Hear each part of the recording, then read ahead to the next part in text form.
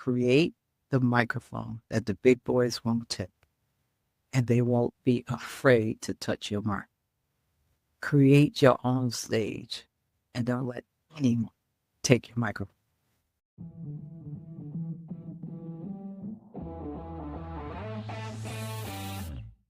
Welcome to Daily Power Boost, Ignite Your Potential, the podcast where your transformation begins.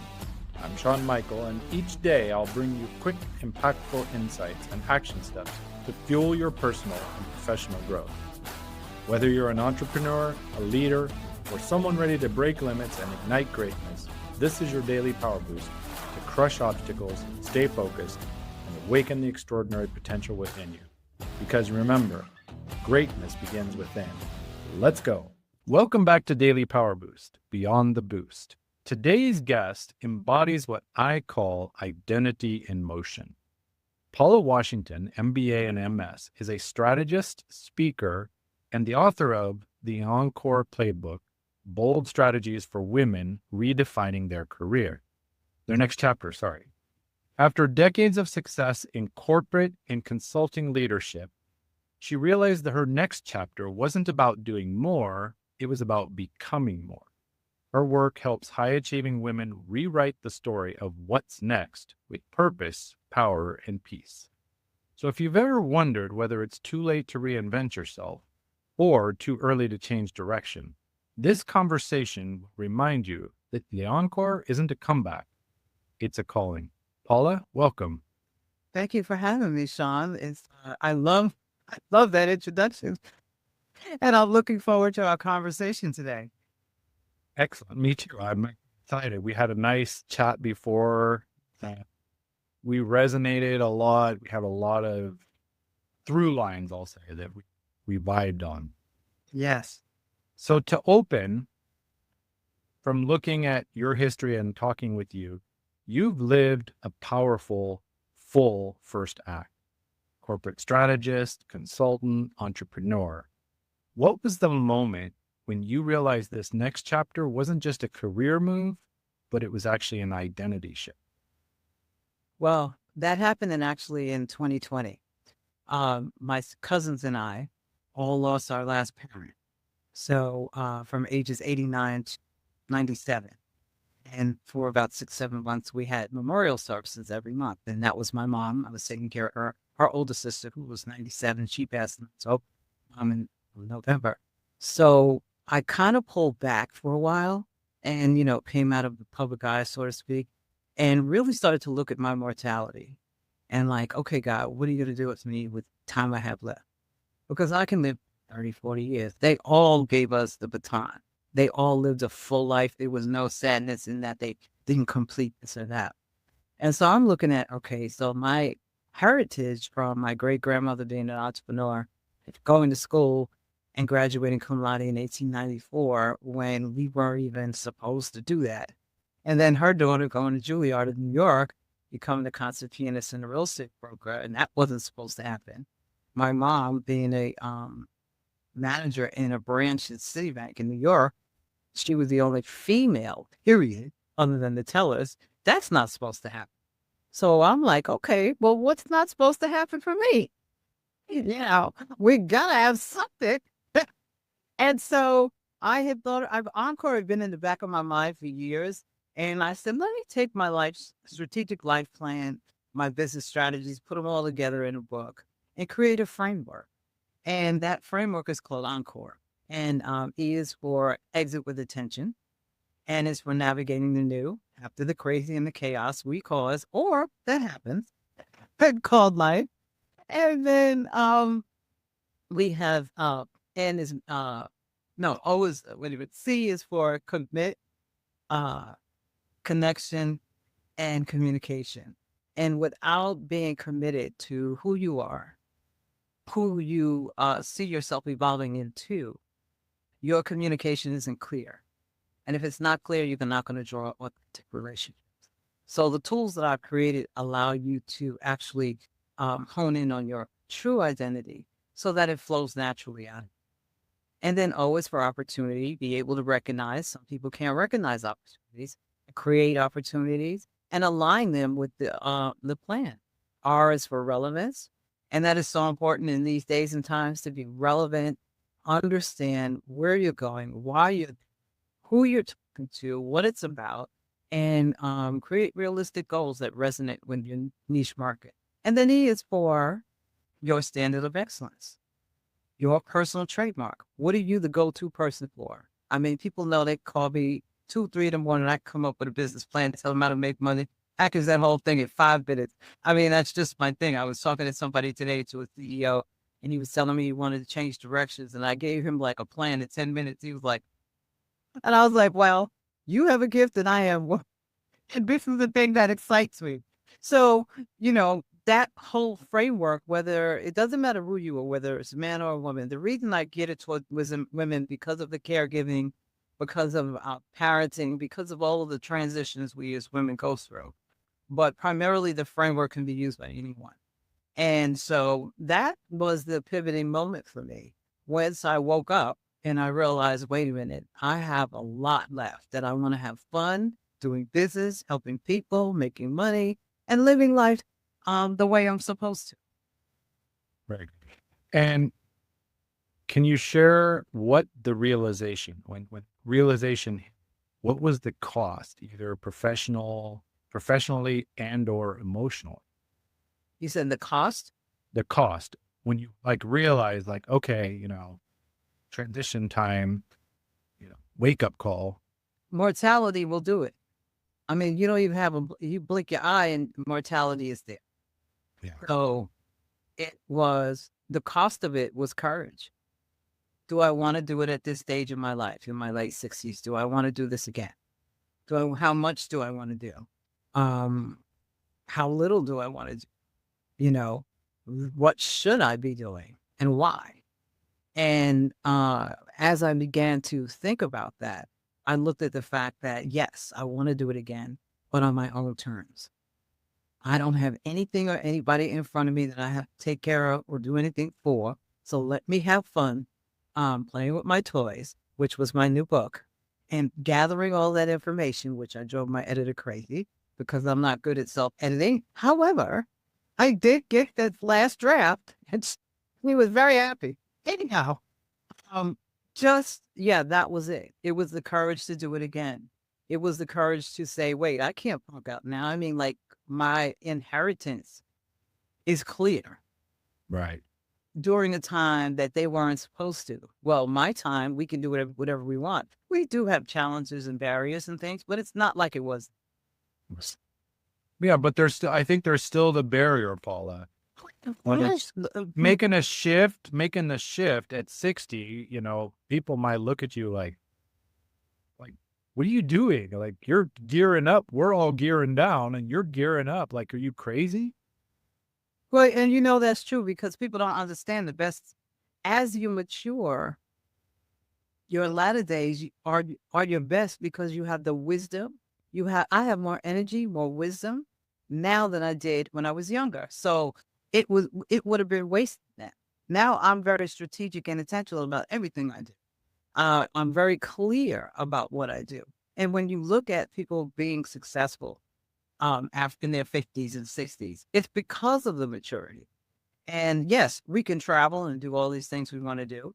We can include that and put that inside of our plan and do it and enjoy life because that's part of life. But where before we were given a script and we had to follow that script. And then every time it fell apart, then we had to figure it out again. That was not the direction. Right. Well, and actually in my research for my upcoming book, Reborn at 50, The Rebellion for Those Who Refuse to Fade, I found out that a founder or a startup entrepreneur at 50 is 2 times more likely to succeed over a founder at 25 or 30. Absolutely. And if you went to 60, oh, it's even more. It's like exponential. And like you said, it's experience. It's that trained wisdom that, you make very calculated, intentional decisions, not fly by the seat of my pants decisions like a youngster might make, as well as the connections, the network you've built over your career, your life, that can open opportunities that younger people wouldn't have access to. They'd have to go searching for them. They're sitting in your garden per se. Exactly.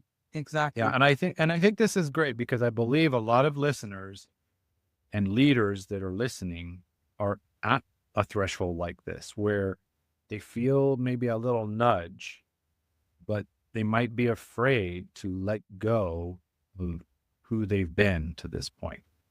That's so true because I've met with a couple of, actually 2 or 3 CEOs in the last couple of weeks, and one of them, he forgot because he was so absorbed in his roles that he had forgotten about him. So as we began to peel away that the layers and all of that and bring him back to his focus, he realized, yes, there is more to life than this, and I'm going to do it. He remembered what that vision and dream was. So now we can create an exit strategy for him to make that transition. Then also for the businesses that he runs to be able to make that transition as well. So it's going to be quite the feat to make that transition, but he will do it now because he remembers who he was. Then there are others. Very rare, right? Yeah, he's aware and he remembered the emotion of the joy of what he wanted to do.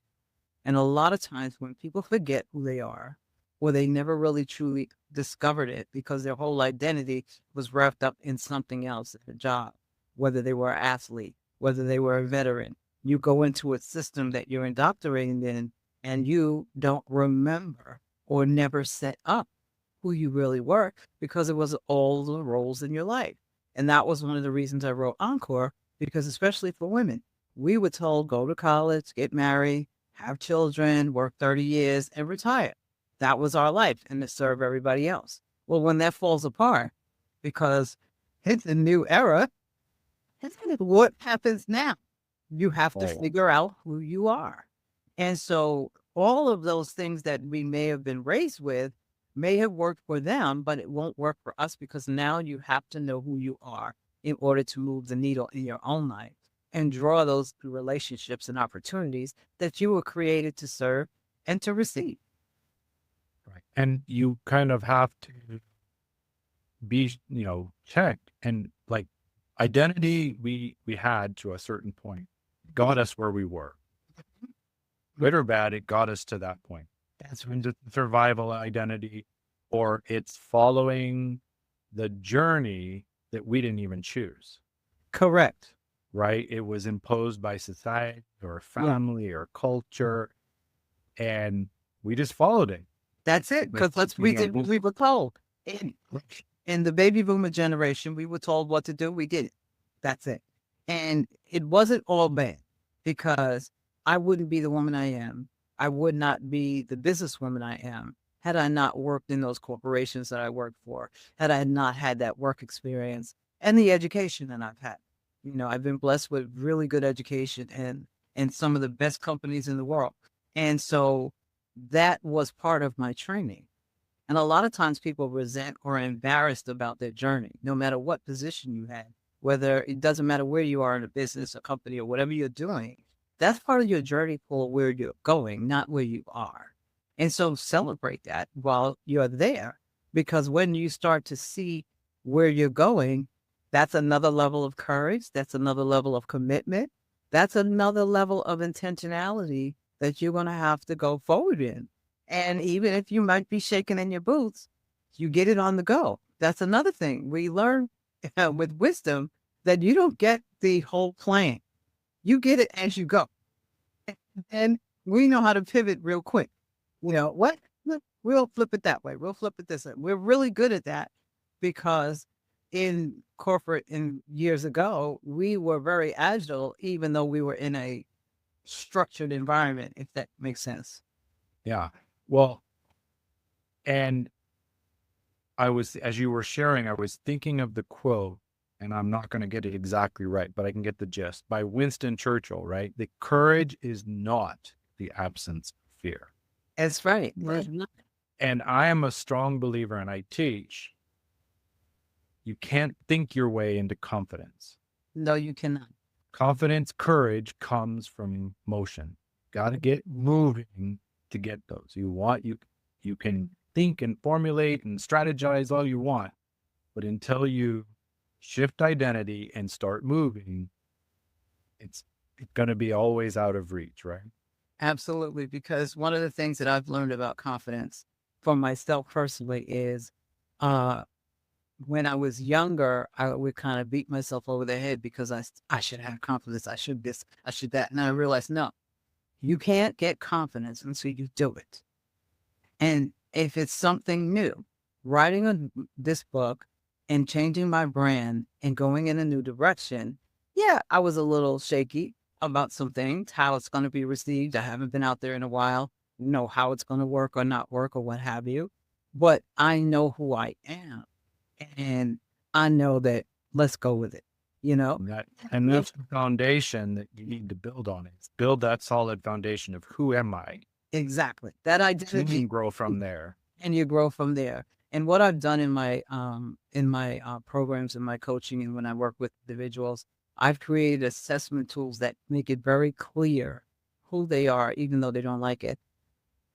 They want to be at this number instead of that number. And the numbers don't mean anything. That's what people don't understand. Those are just there as gauges. They don't really mean anything. You could be a 10, it doesn't mean anything. You know what I'm saying? So anyway, they think they are here when they're not. And I had a gentleman just recently, his assessment came out that he was emerging innovator, but he was not an innovator. He was highly insulted. And I said, well, why are you upset? You're on your way there. You're not there yet. When you get to my stage, then you can say that, but you're not here. I mean, you're on your way. You're doing pretty good. You set all this stuff up. You got it together. Now let's see you make it work because you haven't done it before.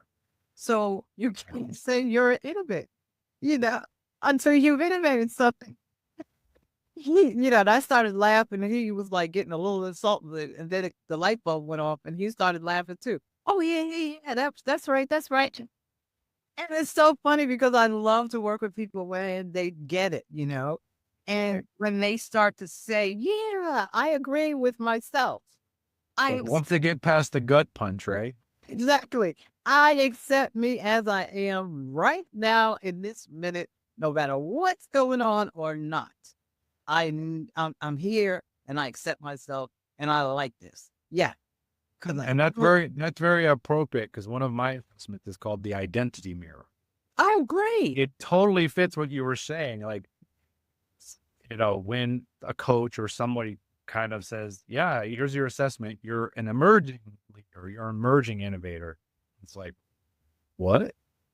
Sometimes you look in the mirror and, you don't like what you see. Yes. And the transfer is do you look at it and go, sucks? Or do you say, okay, what can I do to fix it? Right? I stand in the mirror and I'm like, that was getting a little wide there. Okay, better watch what I eat, get moving some more, do something to change it.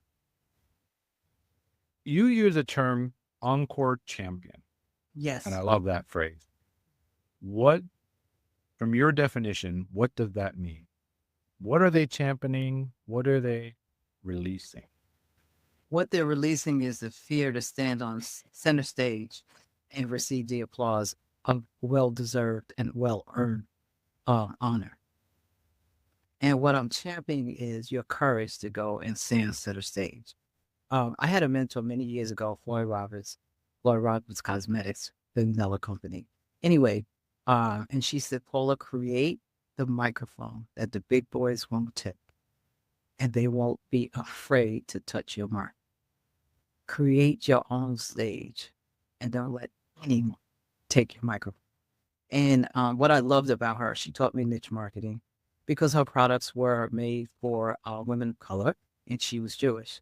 So that was a very interesting combination. And back when she was doing it in the 60s and so forth, it was quite controversial.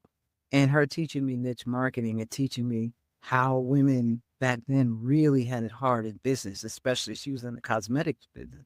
And that was tough. And I learned, and how I met her, I was at an event. I had brought my business, but I'd always bring my business plan like a lunch sheet because I never know who I'm going to meet. And so she was speaking. I was in that workshop with her. I went up and I showed her what I created, which were her Roberts rules for entrepreneurship. And then she began to mentor me. And from that day to this, I stand and I hold my microphone. And on the book cover is a woman standing center stage receiving the applause. And that's so powerful, right? Instead of trying to, a lot of people are like, working like, how do I get on this stage or how do I get on that stage? And I've heard it again and again and again. Build your own stage. Build your own.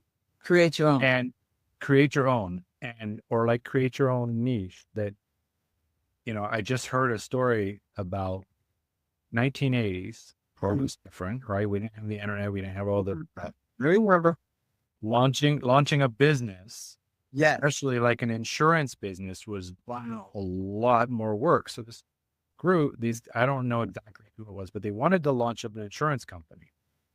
And there's no way they could compete with the big boys like Allstate and Farmers and all of those. So they looked around and they realized there's one industry, rodeo clowns. They need insurance. Nobody will insure them. So they started the Rodeo Clown Insurance Company of America. And they eventually booked every rodeo clown in the entire country. And then they noticed, well, a lot of rodeo clowns also work as stage magicians. So they started they expanded into stage magicians. Mm-hmm. Oh, and a lot of stage magicians, they're also stage hypnotists. So they expanded into that. And a lot of stage hypnotists practice hypnotherapy with clients. So they insured them. They started with one niche and got dialed in, and then they layered on another and another and another and another. And I think that's one thing. You mentioned niche, and today I struggled with it myself. Somebody said, you need a niche. And initially I went, I tensed up. I'm like, what? Like I could prove anybody. Most entrepreneurs have been there, right? But the realization that I came to with niche is start somewhere. Who are you talking to? Exactly. You can have multiple angles, a website for this niche, and then add a new, once you master that, add your extra niche and have a different channel that people go down. But the key is to master one thing first. Yeah. Instead of having all these 50 things. I was at a meeting, and this young lady has a tech company. She's AI, all of this. And now I knew that she had worked with one particular product. But by the time she came back to the meeting, she had 4 or 5 things she's doing. And I'm like, wait a minute. How are you going to serve anybody? You got all these different things going on. It's extremely confusing. And she's going to figure it out when she burns out, because that's what happens. But the thing is to master one thing that your market will love to expand to or be glad to refer you to, and then build that. And then you build it. I'm getting ready to do a talk tomorrow. I created this from wows to wins, closing 2025 with impact. And so tomorrow we're going to be talking about the exit strategy, and we're talking about the 70-30 rule. And what I share with my clients is the 70% in your core business, 30% in your emerging markets, and how to expand and develop those emerging markets alongside your business without losing your core income, so that you can establish other revenue streams and even possibly that can elevate as to another income stream of its own.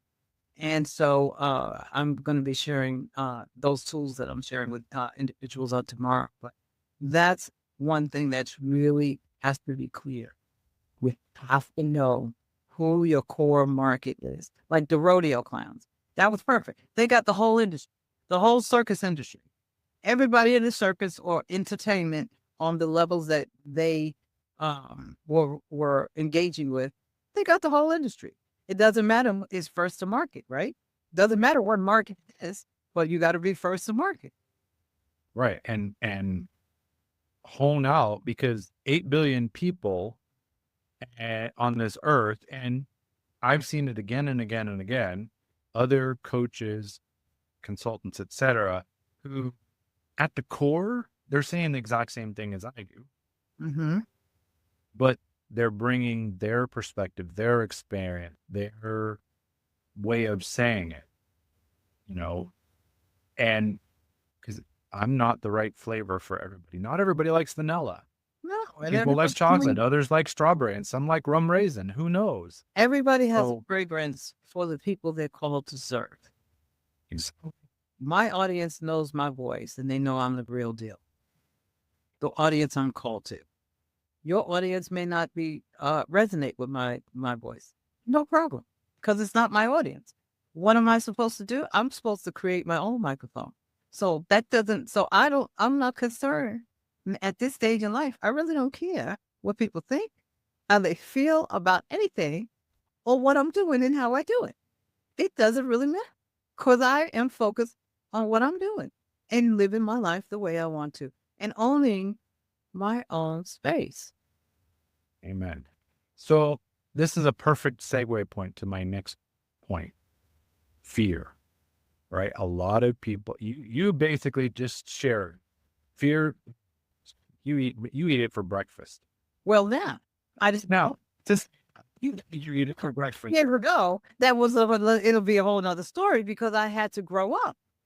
And as we mature and if we do the work and if we're committed to ourselves and we come clean, as they say, if you come clean and you have that accountability, if you need therapy, go for it. Whatever it is, you have a coach, you have a mentor, you have people that hold you accountable. And then your own conscience, if you listen to that and your intuition, you're going to grow up and you're going to learn how to, like a baby walks, they stand up, they fall down, and then all of a sudden, when they realize they didn't fall, they get excited.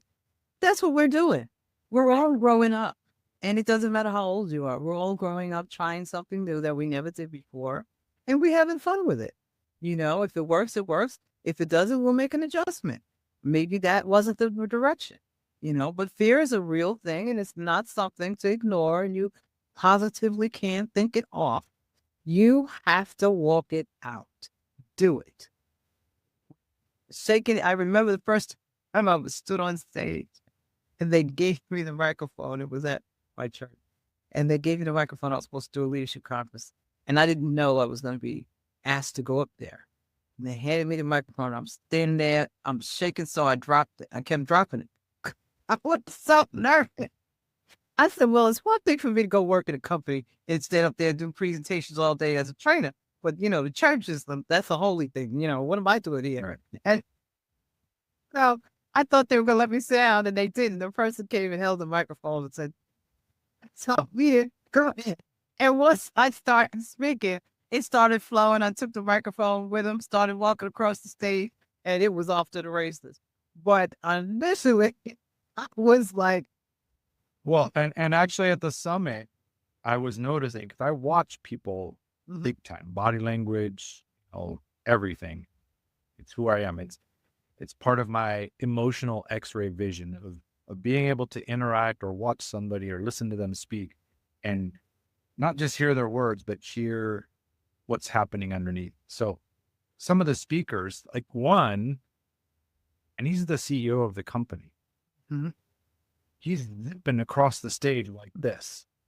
Like, I'm like, where is he? Where is he? Like, and I'm just going, I can tell that he's nerves. And then the next one after him, you could hear it in voice.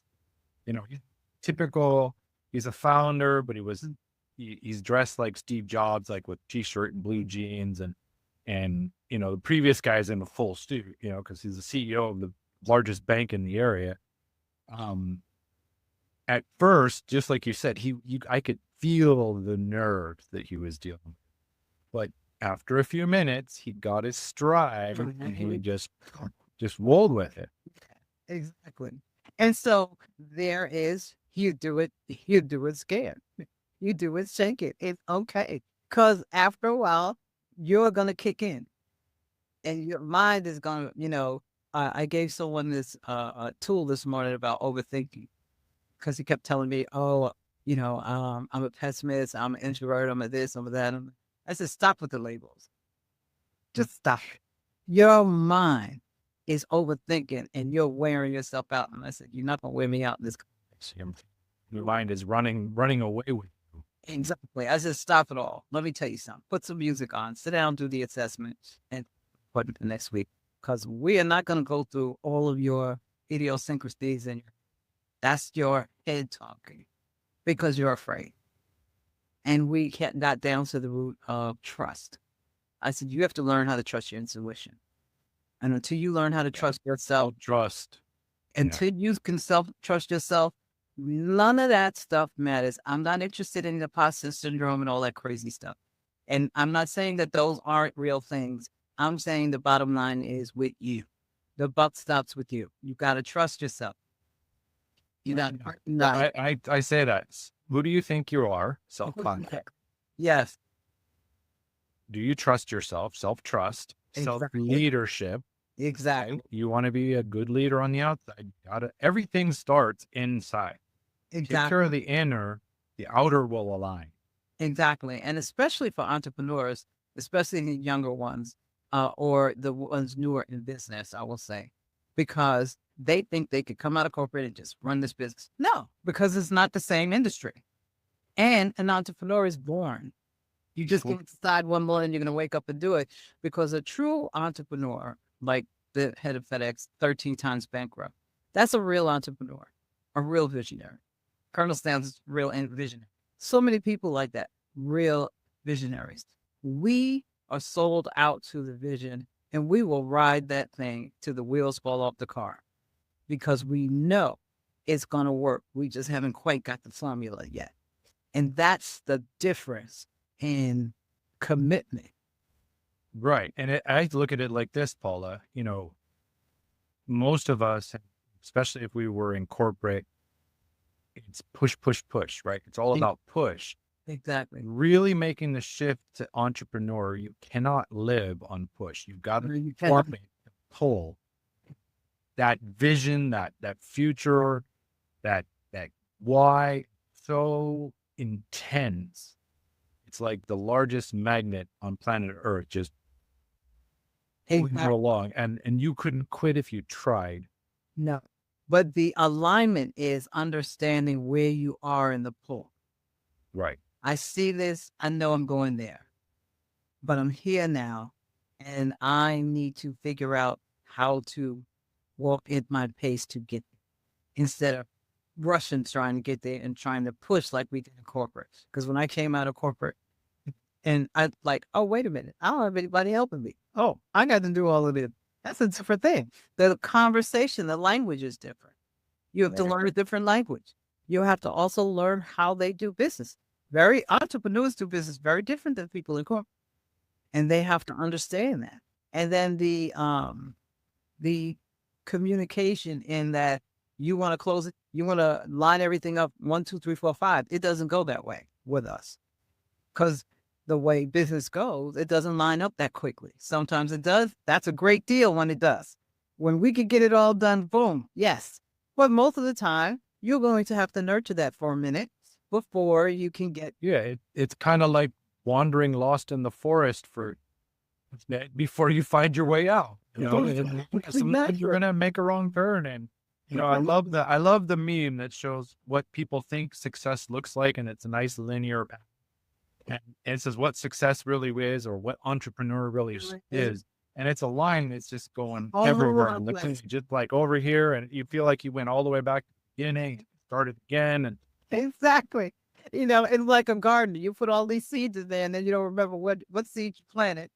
And then you wait for which one is going to come up. What one do I need to water today? And this is that, the other thing. It's just so hilarious. But it's the most joyful, most rewarding experience, because it's something that you burst from within.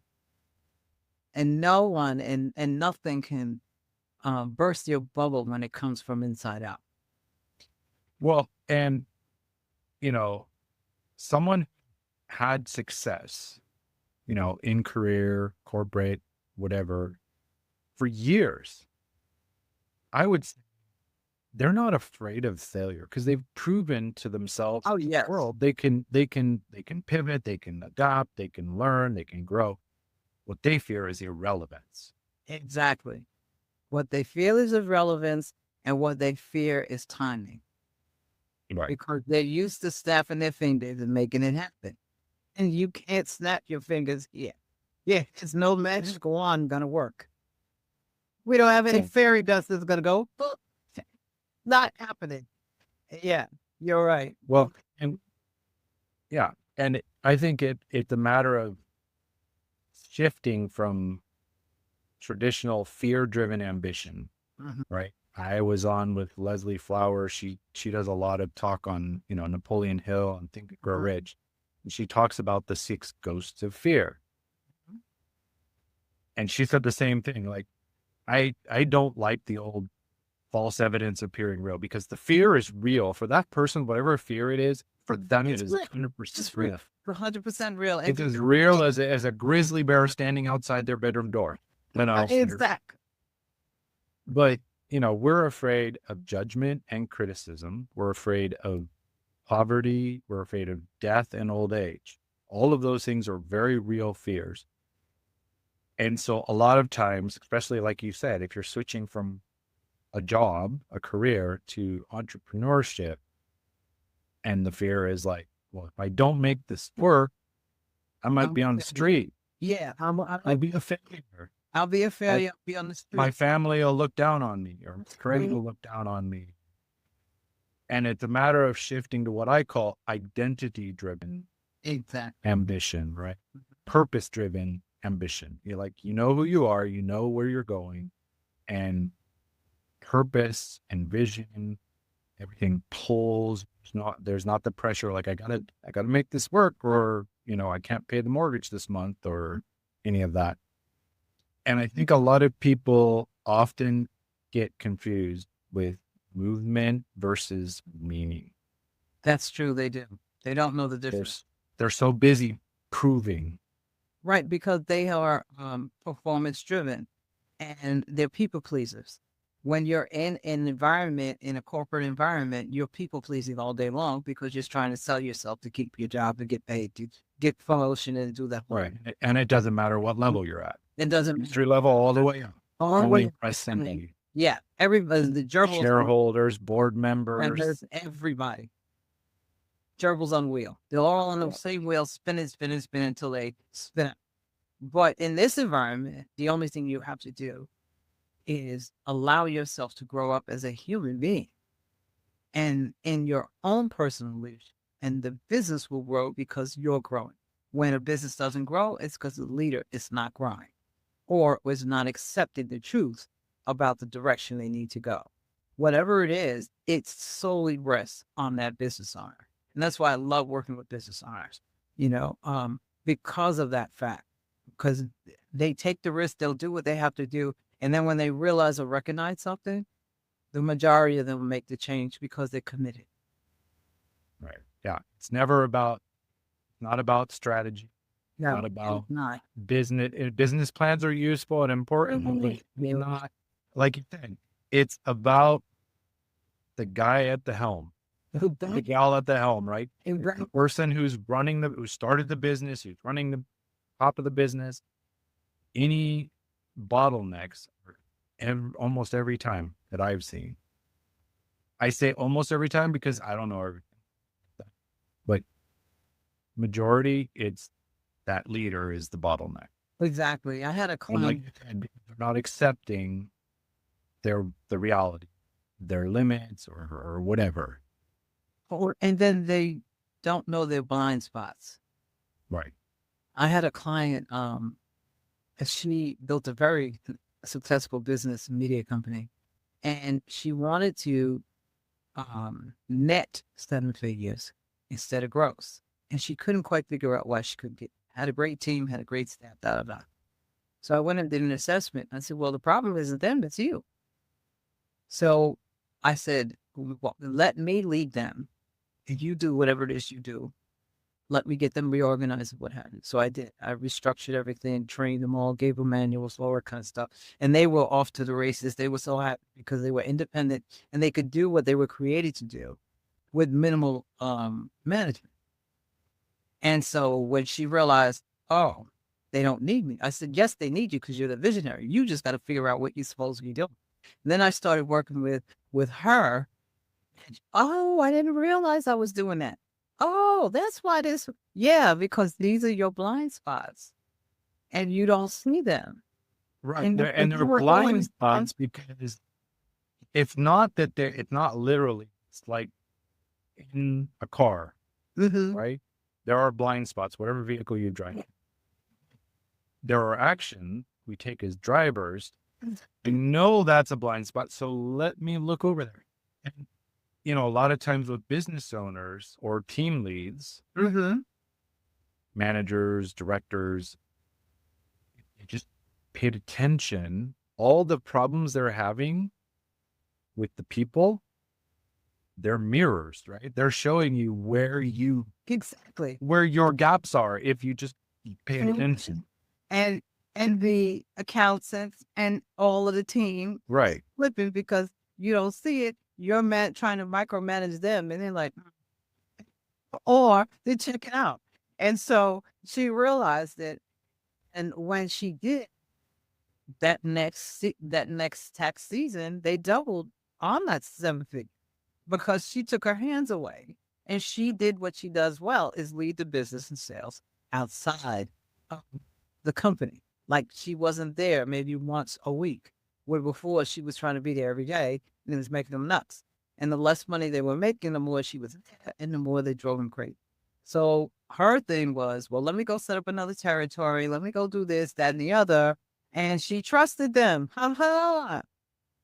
Trust your employee. Trust your team. You hired them for a reason. Let them prove themselves. Right. And I was so happy for all of them. And they're doing very successful. They're in 3 different states, doing very, very well. And for a business owner to have staff in other states, it's huge.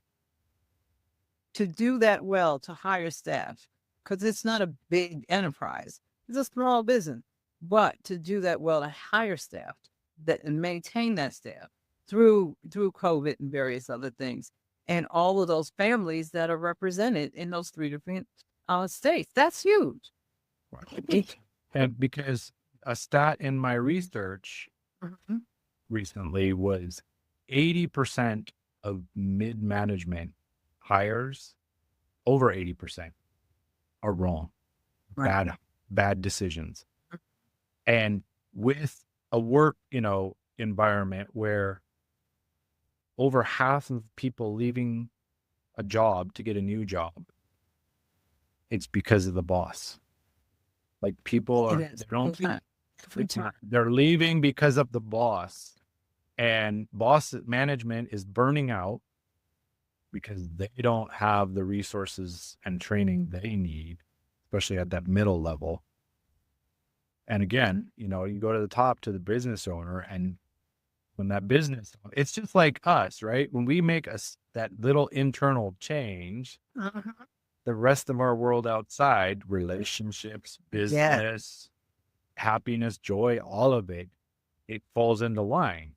And it's the Right. same thing with a business. You fund the core, alter the core so that it's operating the way it needs to, the way it should, like you said, in its lane. Let the people you brought on to do what you hired them to do, and everything just falls into place. It does. And it's so nice when it's a well-oiled machine like that. I just love it. I get excited. So many, we all both have case studies for so many clients that we work with to see them excel in those areas and to see them grow. And then even at the encore stage, we may not want to have a big business. We want to have a fluid business from a cash flow perspective, but we may not want to have a large, big business because we don't want to manage all of that. It's fine because we could always contract out. We could always do other things.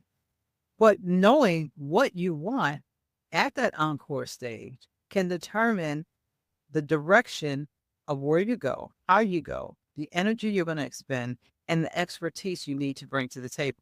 If you want to have this company, but you want to travel, then you make sure you clone yourself so that you can do what you want to do.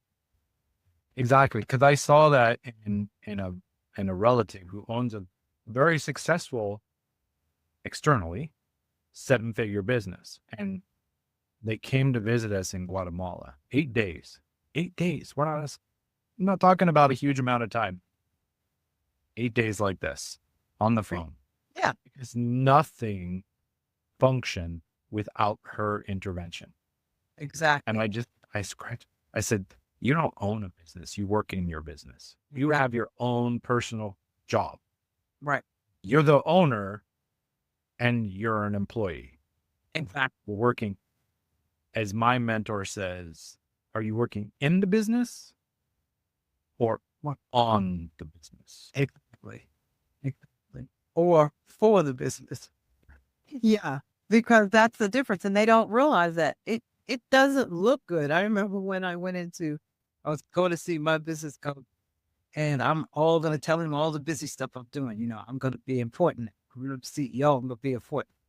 And he says, Paula, why are you wasting your time on a $10,000 problem when you're supposed to be solving $100,000 solution? What do you do? Oh, but I was at. What are you doing? And I have that program. I launched it out again this year. Yeah, actually, about last month, I launched that out again. You're going to see it out there. But it was such a key pivoting moment because he quantified it down to dollars and cents and made it very clear how much money I'm losing fooling around with stuff I don't need to be involved in. Right. But that shows that we all have blind spots. Oh, absolutely. And it's very important to get an outside perspective that can say, hey, what are you doing? Yeah. Like, 'Cause why are think you about doing that? Like you're spinning your wheels over here and you're losing all So, these opportunities or all this or all that. and then when he quantified it, he said, so now if you're worth $1 a minute, let's just use that number. And you wasted 3 hours on something that you shouldn't be involved in, you lost $18,000. How are you going to get it back? You can't because you got 1,440 minutes in a day. You'll never get that back. So what are you going to do now? I was like, that just got real. Yeah. Or even every other resource that we have is renewable. Our food, money, the clothes we wear, products we use, that's all renewable. Time is not. And it is the greatest currency which people don't get. They are looking at cash as the currency.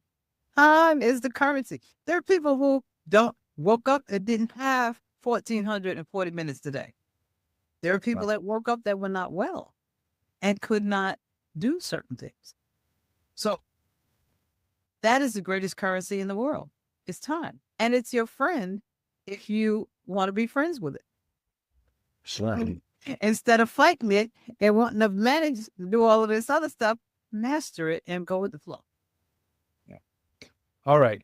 So if someone was listening, looks successful outside, but inside, like things feel off. Like it's especially at that later stage of life, right? Where a lot of people get to, they're like, they got all this success and it looks great. They got the corner office. What's the first step toward their encore moment? To recognize what they're afraid. I'll use an analogy. My grandmother one time, I said to her, is this all there is? And we were on the back porch. She said, no, but we've given you everything. Now you go take it and run with it. And when she said that, everything fell apart, of course. And I asked her, she said, well, that's part of running with it. Did you not understand? That's the wisdom of it. You got to get the courage to get back up and keep going. We've already done it. It's your turn. And that's what I'm saying in your encore. You've done everything. You might be a little tired. You might be whatever's going on in your head. Sift that stuff out. Move away the noise and look in your heart and say, what does my heart really want? And then own that and go towards it. Buy the book. The Encore Playbook is on Amazon.com. You could come to my website, paulawashington.com, and set up a free strategy call. I'll be glad to help. But you own that because you have to exit all of the things in here. And then everything else starts to get really clear. You'll start to see like a meadow or whatever your vision is. I like nature, so I love to see oceans and meadows and things like that. Whatever it is you open up to see, you'll be surprised when your heart is showing. That's powerful. And what I'm hearing is the encore isn't an end, Right. a deeper, more profound beginning. Absolutely. You just allow yourself to take, like the small child, take that first step. Exactly. You might fall down. You might drop everything that was put in your arms to carry. Like the story you said about your aunt, I don't remember, was it grandma or mother? When you were sitting on the porch, the story. Yes. With my grandmother. Yeah. When your grandmother said, "All right, we've run our race. It's your turn," and you mentioned, like feeling like you dropped everything. Because everything fell apart. Well, not supposed to be this way, you know. And that is exactly true, because when you have an encore on stage, you complete the show. That's the first journey of your life. Right. Then everybody likes it. They're clapping and they're calling encore. That means they want you to come back again. Well, you have to walk from the back of the stage all the way to the front to receive the applause, to receive the honor. Now that is a journey. That is that is a Yeah, journey. it's a journey, and I've seen it's something that brings up fear for some. Exactly. Because sometimes they're not sure, are they going to get flowers when they get to that front of that stage? Or they Or going tomatoes. or tomato. Exactly. But on the cover of the book that I created, the lights are there and everybody's clapping and everything. And she's standing there and she's poised because she's not concerned who's on the other side. So when you really are holding your own microphone and you really are standing center stage in your life, you're not concerned about who's in front applauding you, because you're happy, overjoyed, and satisfied within. You've arrived where you wanted to be. That's perfect. And before we close, I'd love for listeners to pause on this. If your first act was about proving, we've demonstrated your encore is about becoming. It's about stepping into who you are at your core, who you're supposed to be, Yes. and just owning it, where you can stand on that stage and you're like, I'm here. Whatever comes, I'm here. I can handle it. If it's tomatoes or if it's flowers, I'm ready. I can deal with it. The truth is, if you've set yourself up right and you've done the work, it's not going to be tomatoes, right? Absolutely. It really isn't. They're going to be so happy you're there because your audience is waiting for your voice. Your clients are waiting for you to show up. Your family, your great-grandchildren or grandchildren are waiting for you to do something that they could talk about to give them something to hold on to. Right. Yeah. And I've talked about this before. Your legacy, like you talked about your children, your grandchildren, it's not this grand act. No, it is It's built one tiny decision at a time. right. Paula, I just want to thank you for coming. Thank you for modeling what it looks like to lead from true wholeness and embody what I call embody confidence and congruence. You've already mentioned it. So your book's on Amazon, the Encore Playbook, and your website, paulawashington.com, which I will include in the show notes. Okay. Is there any other contact information that you want I'm to on add? LinkedIn. I'm on LinkedIn, and I'm also on YouTube as at Paula Washington. It's Paula capital W Washington on YouTube. It's so funny because Denzel Washington's wife always pops up when my name comes up. So I have to make sure I say my name exactly the way it is. And so I'm there. You can find me, and I'm on the Instagram at I am Paula Washington. So I'll include all those in the show notes for sure. Make it simple. because I know sometimes trying to catch an address on a video is like, what did it say? Once you turn it off, it's gone. Yeah. So. So once again, thank you very much for your time, your energy, your sharing. It's very powerful. And if you're listening and this conversation sparked something in you, maybe that quiet voice that says, there's more. I'm meant for more. And maybe you don't know how to name it yet. Reach out to Paula. Her links are in the show notes. Reach out to me, book your no-cost identity clarity call. And let's talk about what's driving you and how you can align your ambition so that it's fuel instead of a drain. Right? As we said before, right, Paula? Time is your currency. And we'll all get the same amount every day. Yes. The choice comes down to how will you use that currency? No one's rich, no one's poor. So this is Daily Power Boost Beyond the Boost. Remember, the Encore doesn't start when the world claps for you again. It starts when you decide you're done performing and you're ready to live in alignment. Thanks again, Paula. You're welcome.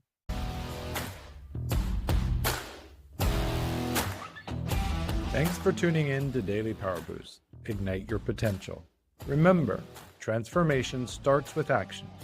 So take today's insight, make it your own, and awaken your inner potential. Because remember, greatness begins within. Catch you tomorrow for your next Power Boost.